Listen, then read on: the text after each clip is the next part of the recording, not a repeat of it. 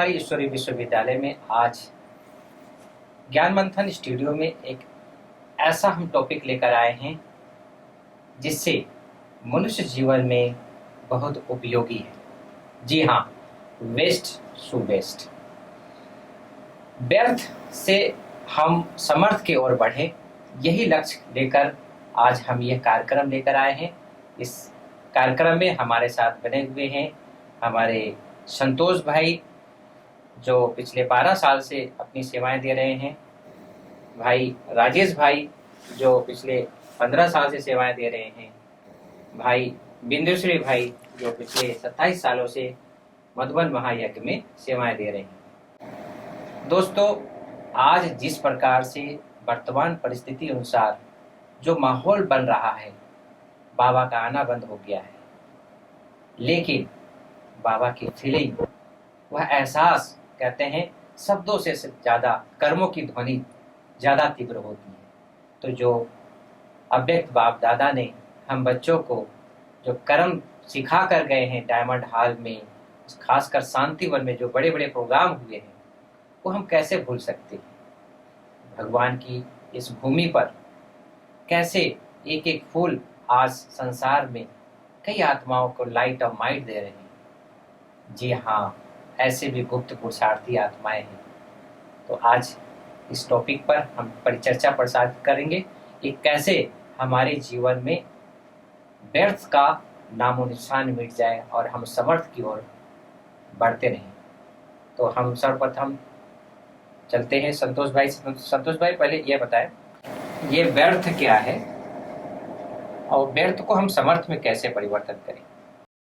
सबसे बड़ी बात है कि व्यर्थ हमारे अंदर कैसे होता है कि आज हम बहुत ज़्यादा टू मच बाहरी नेगेटिव इन्फॉर्मेशन अपने अंदर ले रहे हैं, डिजिटल के रूप में, न्यूज़ के रूप में और अपने माहौल के रूप में।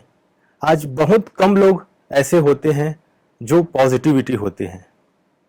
तो सबसे ज़्यादा प्रभाव हमारे जीवन में जो नेगेटिविटी चलता है वो बाहरी माहौल के कारण है, या टू मच इंफॉर्मेशन ले रहे हैं नेगेटिविटी, तो जो इनपुट हो रहा है वही आउटपुट जा रहा है। तो सिंपल सी बात है कि अगर हम इनपुट को अपने अंदर से चेंज कर दें कि जो इनपुट में जो नेगेटिविटी जो दिन भर में जा रहा है, तो उसको अगर हम पॉजिटिविटी लेना शुरू कर दें, चाहे दिन में 1 घंटा या शाम को 15 मिनट, तो जितना हम इंफॉर्मेशन को अपने अंदर पॉजिटिव लेते जाएंगे तो फिर धीरे धीरे हमारा माइंड पॉजिटिव होते जाएगा।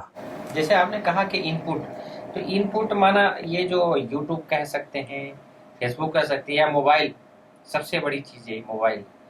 तो मोबाइल में क्या क्या ऐसा चीज़ें हम देखें जिससे हमारे अंदर में समर्थपन का एक एहसास हो और हम इस काम में आगे बढ़े। तो इनपुट में सबसे पहले जैसे आपने कहा, तो एक है आंख और एक कान।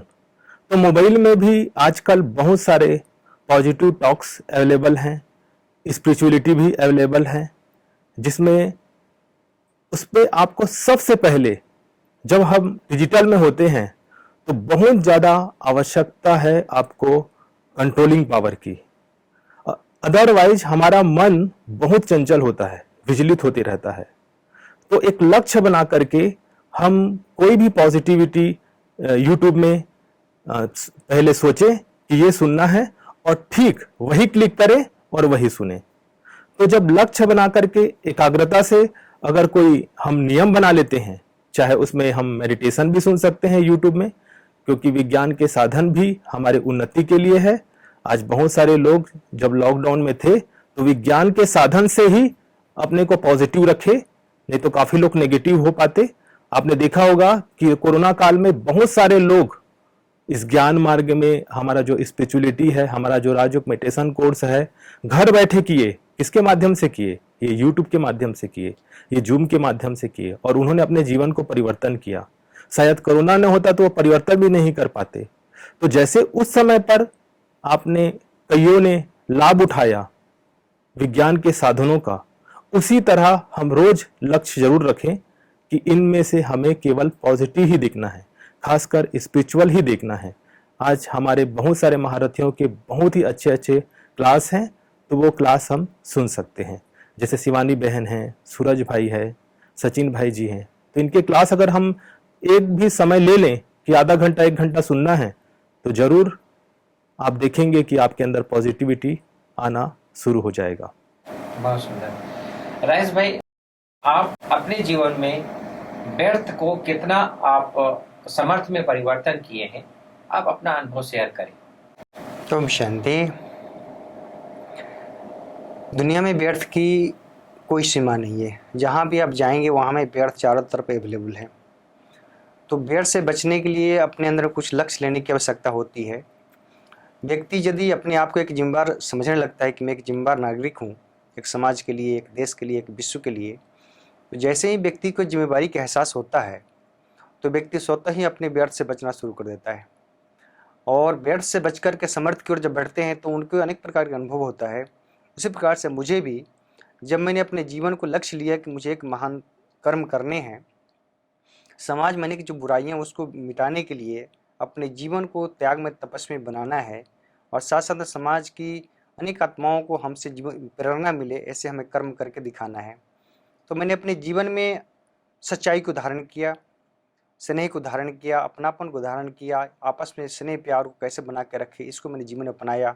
साथ में प्यूरिटी इसके लिए बहुत ही कारगर साबित होता है। जितना जितना आप अपने जीवन में पवित्रता को धारण करते हैं, साथ साथ में ज्ञान की गहराई में जाते हैं और लक्ष्य को लेकर के जब टारगेट पर उस पर फोकस करते हैं तो जीवन महानता की ओर बढ़ता है। और मैंने यही किया। इससे मेरा जीवन में बहुत सारा बदलाव आया। मैं पहले अपने जो लौकिक मेरा जीवन था उस जीवन में अनेक प्रकार की बाधाएं थी, कई प्रकार की जीवन में थोड़ी बहुत बुराइयां भी थी, जिस बुराइयों के कारण मैं थोड़ा अपसेट भी रहता था।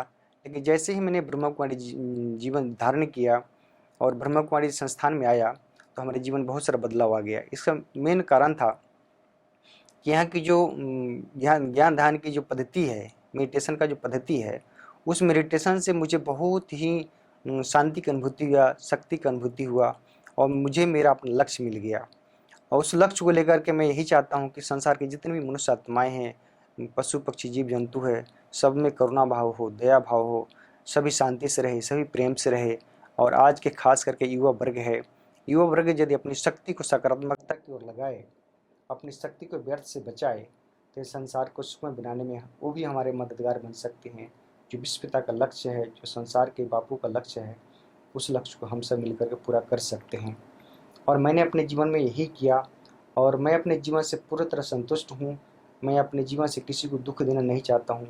जो भी कर्म करता हूँ सबके भले के लिए करता हूँ। जो भी हमारे साथ में आते हैं, हमारे साथी संगति जितने भी हैं, सबको मैं अपने भाई के जैसा मान करके उनसे स्नेह प्यार व्यवहार करता हूँ। किसी को भी अपने जीवन से मैं दुख देने की जरा भी भावना मेरे दिल में नहीं रहता है। तो ये भावना जब हमारे अंदर में जागृत होता है तो हमें भी दूसरे की तरफ से किसी प्रकार की बुराइयाँ, किसी प्रकार की नेगेटिविटी का एहसास नहीं होता है। और हम सब इतने बड़े संगठन के बीच में रह करके इतना प्यार से स्नेह से रहते हैं जैसे कि मेरा अपना भाई है, बहन है, अपना परिवार है। और इस परिवार की ओर से मुझे भी बहुत बहुत मदद मिलता है। जैसे आप ही हमारे अपने भाई हैं और भी हमारे साथी सहयोगी हैं, सब हमसे संतुष्ट रहते हैं, मैं भी उनसे संतुष्ट रहता हूँ। राज भाई, जिस प्रकार से आज के समय में सोशल मीडिया एक प्रकार से बहुत सारे ऐसे न्यूज़ आते हैं, बहुत सारे, तो आप उसके ऊपर कितना हम फोकस करें कि हाँ इतना हमको लेना है और हम खा हजम करना है और उसे हमें एनर्जी मिलेगी। सोशल मीडिया एक बहुत बड़ा प्लेटफॉर्म है। कहा गया है कि दुनिया व्यक्ति के मुट्ठी में आ गया है और सचमुच में ये विश्व ग्लोब एक गांव जैसा हो गया है। और इस गांव में हर चीज़ अवेलेबल है। संसार भी एक गांव है, इस गांव में सब कुछ अवेलेबल है। यदि सोशल मीडिया के अंदर में आप जाएंगे तो इतनी गहराई है कि इसमें आप निकल पाना ही मुश्किल है। इसीलिए सोशल मीडिया का हमें उतना ही उपयोग करना है जितना हमें ज़रूरत है। यदि आपको लगता है कि हमें ज़्यादा और ज्ञान की ज़रूरत है तो बाबा ने सोशल मीडिया के अलावा बाबा ने पूरी की पूरी नॉलेज मुरली में दिया है। अव्यक्त मुरली है, साकार मुरली है। जितनी जितनी आप गहराई से मुरली को पढ़ते हैं उतना उतना इन सब चीज़ों की ज़रूरत ही नहीं पड़ता है। साथ साथ में यदि आप सोशल मीडिया से दूर रहना चाहते हैं और अपने जीवन को महान बनाना चाहते हैं तो अपने जीवन का लक्ष्य बनाए कि हमें छोटे छोटे कामों में व्यस्त रखना है अपने आप को। जैसे आज भारत के जो प्रधानमंत्री हैं उनके बहुत सारी योजनाएं हैं, जैसे ग्राम विकास है, बेटी बचाओ है, मतलब क्रिएटिविटी में ध्यान क्रिएटिविटी, अनेक जी। प्रकार क्रिएटिविटी में अपने आप को संलग्न कुछ न रखें, कुछ नया करें। उससे नया करें। साथ साथ में भी देखिए कि जैविक खाद है, जी। जैविक खाद हमारे जो किचन है उसमें बहुत सारा जो फल सब्जियां आता है उसके जो वेस्टेज बचते हैं उससे हम अपने खाद बनाएं, उसको फिर से रिसाइकल करके अपने खेतों में उसको उपजाऊ ज़मीन में उसको डालें। बहुत सारे काम हैं। और जैसे पढ़ाई लिखाई के बारे में अपने आप को उसमें ध्यान लगाए और आध्यात्मिक सेवा में अपने आप को बिजी रखे। तो जितना जितना हम अपने आप को इन सब सेवाओं में बिजी रखते हैं उतना उतना हमें सोशल मीडिया की ज़रूरत नहीं पड़ता है। और साथ साथ में सबके प्रति यदि अच्छी भावना रखते हैं तो हमें इन सब चीज़ों की नेगेटिविटी की तरफ जाने का मौका ही नहीं मिलता है। समर्थ हमारे अंदर इतना आता है कि हमारा सारा का सारा शक्ति समर्थ कर्म में, दुनिया को समर्थ बनाने में, मनुष्य आत्माओं को समर्थ बनाने में, प्रकृति को समर्थ बनाने में अपनी सूक्ष्म और अस्तुत शक्तियों को हम लगाते ही रहते हैं। तो एक प्रकार से हमें सोशल मीडिया का जितना हो सके उतना कम उपयोग करना चाहिए। हाँ, इन्फॉर्मेशन भी ज़रूरी है, लेकिन इन्फॉर्मेशन उतना ही ज़रूरी है जितना हमारे में समझने की क्षमता है। हमें उन शक्तियों को ऑब्जर्व करके दूसरों में उस शक्तियों को फिर से प्रवाहित करने की क्षमता हो, उतना ही हमें उसका सोशल मीडिया का उपयोग करना चाहिए। इसके लिए हमें एकाग्रता की शक्ति की भी ज़रूरत पड़ती है, सहनशीलता की शक्ति की भी ज़रूरत पड़ती है, सामान्य की शक्ति की भी ज़रूरत पड़ती है। और इन सब शक्तियाँ आती है स्वयं आत्म अवलोकन करने में, साथ साथ में आत्मा की अंतर्मुखता की गुफा में जा कर के अपने आप को शक्तिशाली बनाने में, ज्ञान की गहरी गहरी बातों का मनोचिंतन करने में, साथ साथ में उन शक्तियों को अपने में समा करके और अन्य आत्माओं में प्रवाहित करने में, इन सब चीज़ों में यदि व्यस्त रहते हैं तो हमें इन सब चीज़ों की जरूरत नहीं पड़ती भाई जी। बहुत सुंदर। एक रस, एक बल, एक भरोसा। तो ये चीजें आप कहाँ से लेकर आते हैं और कौन कौन सा ऐसा स्रोत है जो इस वैल्यूज को आप अपने जीवन में लेकर आते हैं? व्यर्थ को समर्थ कैसे बनाएं, प्रैक्टिकली में बहुत अच्छा अनुभव की बातें हैं। मैं सबसे पहले अपने कारोबार का स्थूल में बताता हूँ कि जैसे मैं आटा चक्की संभालता हूँ तो अच्छी चीज़ तो निकलता है, गेहूं से आटा बन के निकलता है, लेकिन उसमें कई बार थोड़े से गिर जाता है, वेस्ट हो जाता है। और भी कई जैसे आटा बनाते हैं तो उसमें से छिलका निकलता है, चक्की के अंदर में कुछ जल जाता है, तो उसको भी निकाल करके जो जैसे थोड़ा सा भी कहीं गिर गया, आटा गिर गया, तो उसको जो अच्छा है उसको हम गाय को दे देते हैं, गाय को यूज हो जाता है, वेस्ट कर देते हैं। उसके बाद जो थोड़ा सा चक्की के अंदर से जला हुआ निकलता है आटा, और यहाँ पर भी जो नीचे में बहुत ख़राब हो जाता है, इसमें मिट्टी उट्टी मिल जाता है, उसको भी हमारे बगीचे के भाई लोग ले जाते हैं और क्या करता है, उस आटे को पौधे के जड़ में डालते हैं, वो सड़ जाता है, तो उससे वो बताता है खुद कि ये बहुत अच्छा खाद बनता है। जो भी हम रासायनिक खाद डालते हैं या ऑर्गेनिक यहाँ का बना हुआ होता है उससे भी ज़्यादा पावरफुल होता है। तो यहाँ से भी वो तो एक स्थूल चीज़ें हैं, लेकिन ऐसे ही हम अपने प्रैक्टिकल लाइफ में देखते हैं कि बहुत सारी बातें आती है। पुरुषार्थी जीवन है, कारोबार में भी जब आना पड़ता है, संबंध संपर्क में आते हैं तो बहुत सारी बातें देखने के लिए भी, सुनने के लिए भी आता है। और मन में भी कई बार जब ऐसे संगठन में रहते हैं, कारोबार व्यवहार में आते हैं तो व्यर्थ चलता है। लेकिन शुरू में बहुत चलता था, जब यह स्टार्टिंग था तो स्थिति भी उतनी पहले कम होती है, वीक होता है, तो बहुत व्यर्थ चलता है। कोई भी देखेंगे, कुछ भी देख लिए, सुन लिए तो व्यर्थ आना शुरू हो जाता है। मैंने उस समय से एक बहुत अच्छा टूल अपनाया कि जो काम का चीज़ हमको नहीं है उसको हमको नहीं देखना है, इसमें हमको हमारा क्या फ़ायदा होना है, जो हमारा बुद्धि वहाँ चला रहे हैं। दूसरा ये रखिए कि हमको हर बात को पॉजिटिव लेना है। कुछ भी बात नेगेटिव देखने के लिए मिल रहा है, सुनने के लिए मिल रहा है, उसमें पॉजिटिव क्या है और उसमें हमारी उन्नति क्या है। जैसे आप अभी मोदी जी के देख लीजिए, स्वच्छता अभियान जब से चलाया तो कचरे की बात है, बहुत सारा कचरा निकल रहा है, लेकिन गवर्नमेंट ने बहुत अच्छे प्लांट बना करके अलग अलग बड़े बड़े शहरों में उसको व्यर्थ उस कचरे से बहुत अच्छी अच्छी चीज़ें बना रहा है।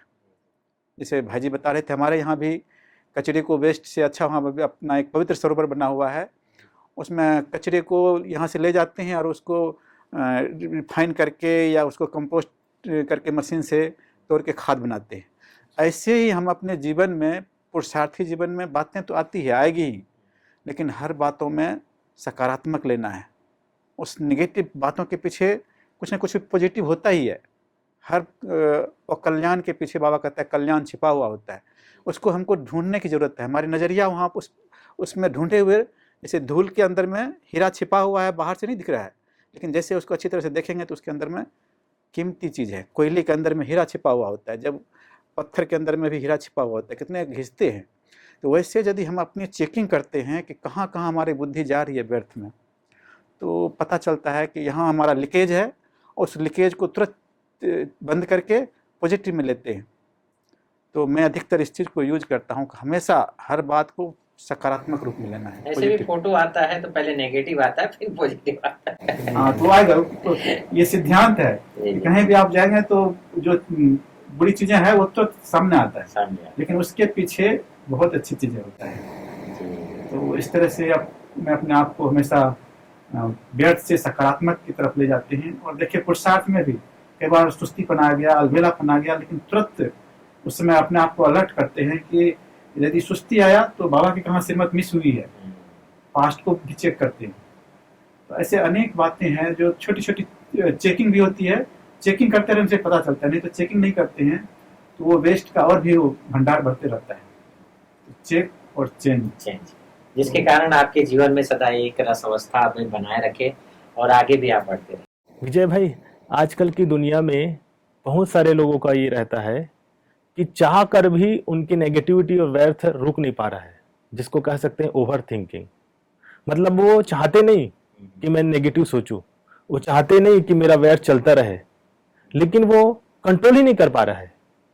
चलो आपने कहा कि कुछ पॉजिटिविटी ले लो, कुछ मेडिटेशन कर लो, लेकिन फिर भी उनके अंदर वो नेगेटिविटी घूम करके पता नहीं कैसे संस्कार या आदत बनी है, तो वो कंटिन्यू चल रहा है।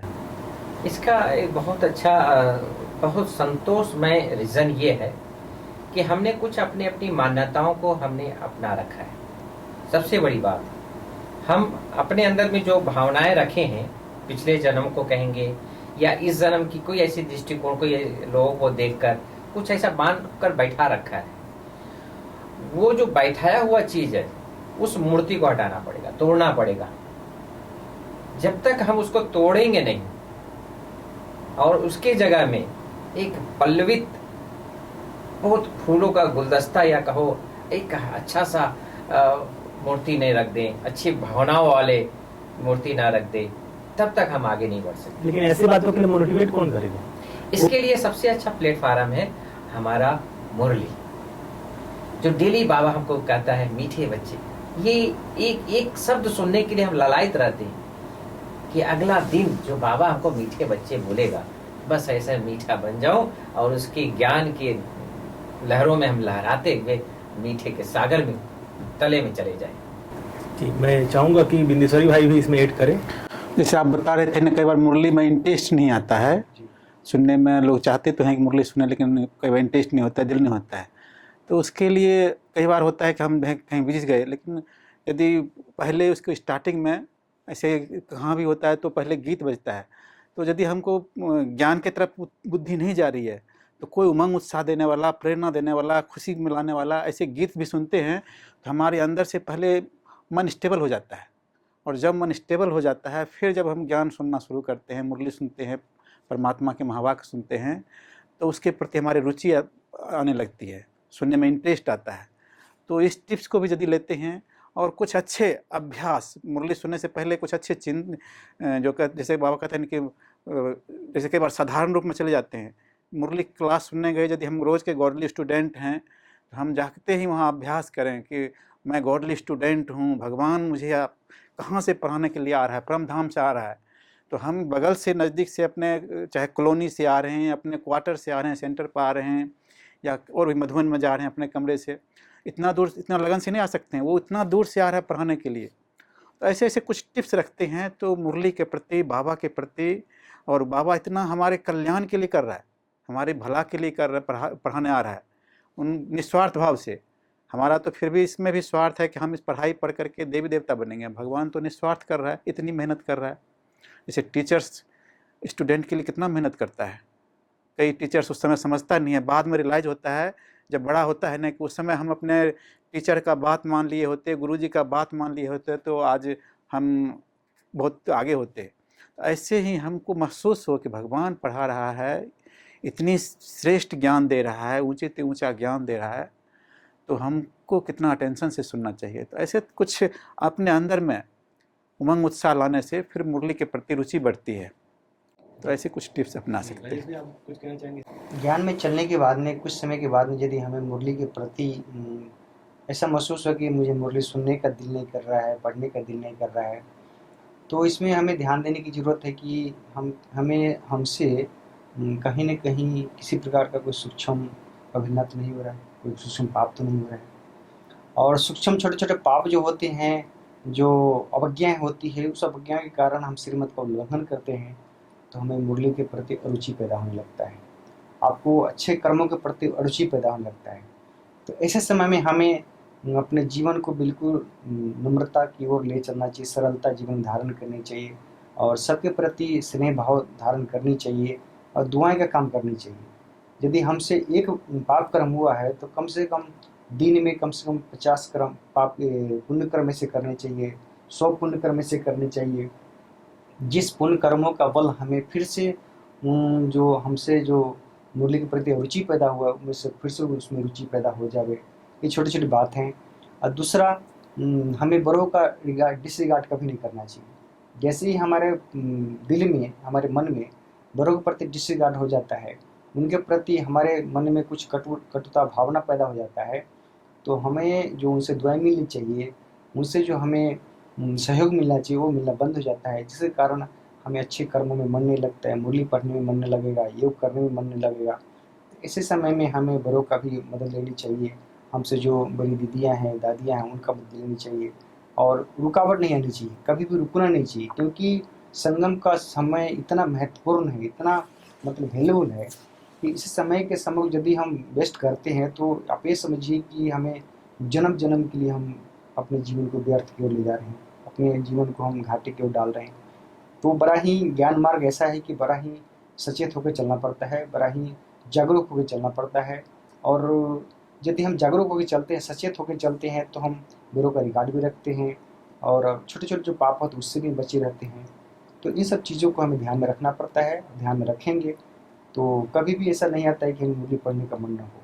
अब मुरली पढ़ने का मन ना हो, मुरली में मन ना लगे तो बहुत बड़ा ब्राह्मण जीवन का अभिशाप होता है। इस बात को मैं प्रैक्टिकली रूप में बिंदेश्वरी भाई से पूछना चाहूँगा कि मान लीजिए कोई घर का कोई आपसी बहुत घनिष्ठ संबंधी है और वो शरीर छोड़ के चला गया, जैसे कोरोना काल में गया, ये एक एग्जाम्पल है।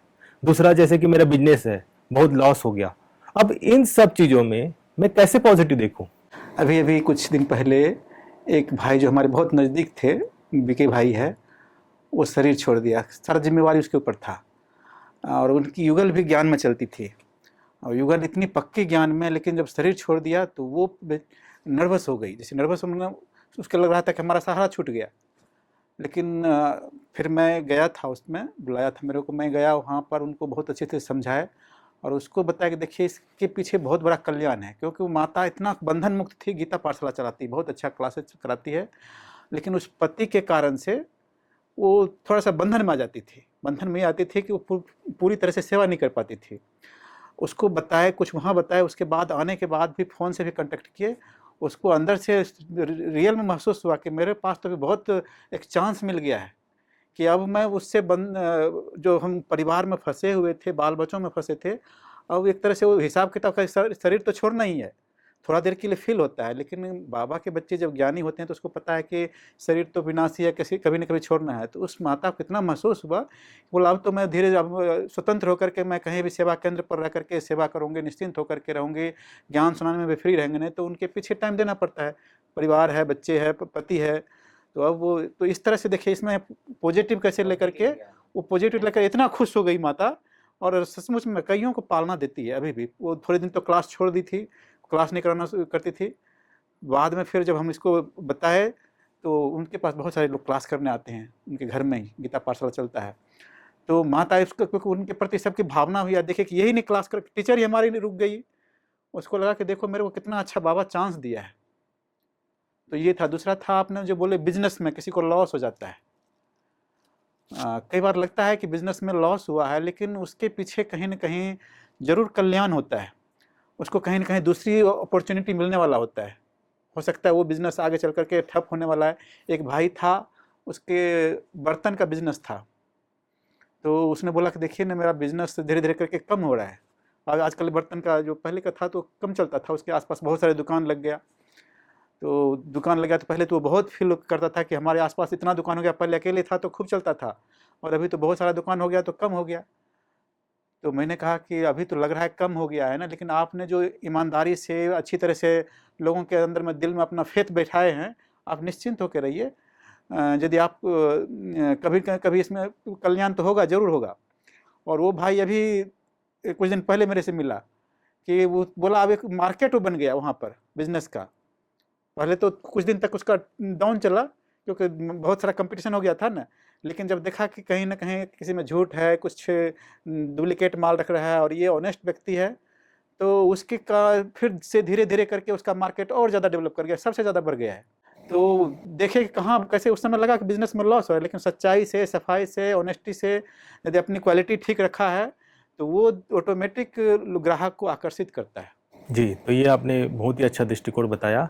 अब राजेश भाई, इसी से मिलता जुलता प्रश्न है कि कोई व्यक्ति आपके सामने एक बार बार गलत कर्म कर रहा है, बुरा कर्म कर रहा है, और बार बार उसके बुरे कर्म को देख करके हमारे अंदर नेगेटिविटी चल रहा है, वैर चल रहा है, तो वहां पर हम कैसे पॉजिटिव ले, उस आत्मा के प्रति क्या विचार करें, क्या सोचे?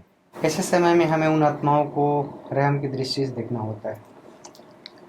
जिस समय व्यक्ति गलत कर्म करता है, एक तो गिरा हुआ है, यदि हम उनके प्रति रहम की दृष्टि नहीं रखेंगे, उनको उठाने की भावना नहीं रखेंगे, तो व्यक्ति और गिर जाएगा।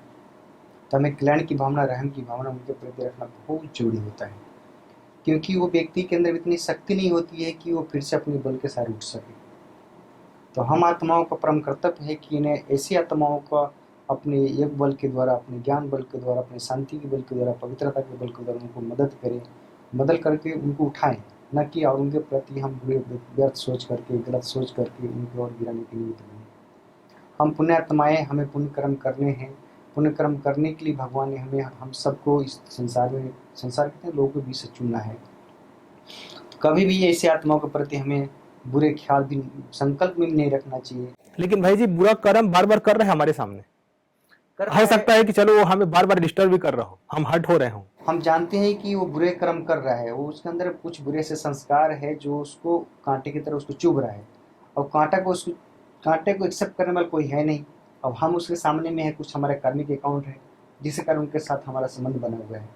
तो हमें एकदम खुशी खुशी से करनी है। ऐसे आत्माओं के प्रति उनके कांटों को देख करके, उनकी बुराइयों को देख करके उनको बल देने की जरूरत है। कभी भी उनके प्रति रिएक्ट ना करें, क्योंकि रिएक्ट करेंगे तो हमारा और ही उनके प्रति एक्स्ट्रा करने का मन बनता जाएगा। कर्मों की गहन गति ये कहता है कि इस आत्माओं को जितना हो सके रहम की भावना रख करके उनको उठाने की आवश्यकता है। और गलत करते भी, हम जानते गलत कर रहा है, लेकिन गलत वो अपने ओरिजिनल संस्कारों के बस नहीं कर रहा है, अपने बुरे कर्मों के बस कर रहा है। उसके पाप कर्म उससे उस पर हावी है, जिसके कारण वो व्यक्ति उससे उबर नहीं पा रहा है। उसको उबारने में हम मददगार बननी है, और इसके लिए हमें एक जिम्मेवार नागरिक बनने की जरूरत होती है। एक जिम्मेदारी लेने की जरूरत होती है कि भगवान ने हमें किस कार्य के लिए चुना है। इतनी बड़ी दुनिया है, इतना बड़ा संसार है, इतने सारे लोग हैं, उनमें से भगवान ने हमें चुना है कुछ विशेष कर्म करने के लिए। तो हमें विशेष कर्म करने ही करने हैं, ये मनोबल सदा अपने को बना कर रखना है। भाई जी, इसमें एक मेरे को एग्जाम्पल याद आता है। एक बार कहते हैं कि कोई बिच्छू पानी में बह रहा था, तो एक सन्यासी क्या क्या करता था, उसको बार बार वहाँ से वो भागता था, उसको हाथ में लिया उसको बचाने के लिए। तो बिच्छू को जैसे हाथ में लिया तो उसको डंक मारता था वो सन्यासी को, लेकिन वो फिर भी डंक मार करके भाग जाता था। वो फिर बार हमेशा उस पानी से उसको निकालता था, वो आकर के बार बार डंक मारता था। तो उसका जो शिष्य था, तो उन्होंने पूछा कि गुरुजी, ये तो बार बार आपको डंक मार रहा है और आप उसको बार बार बचा रहे हैं। तो उसने बोला, जो महात्मा था, उसने बोला ये अपना काम नहीं कर रहा है, डंक मारने का नहीं छोड़ रहा है, तो मैं इसको बचाने का काम क्यों छोड़ूं। तो ऐसे ही कोई आदमी बार बार गलत काम कर रहा है, फिर भी हमारी यदि उसके प्रति शुभ भावना रहता है तो कभी न कभी वो व्यक्ति जरूर परिवर्तन होता है। ये वेस्ट को वेस्ट कर सकते, वेस्ट से बेस्ट से उन्नति, जैसे हमारा टॉपिक ही है आज, वेस्ट टू बेस्ट। तो आज आप लोग ज्ञान मंथन स्टूडियो में आए और बहुत ही गहन विषय पर जो आज ऐसा माहौल बनता जा रहा है, उस माहौल को न देखते हुए हम बेस्ट अपना योगदान दें।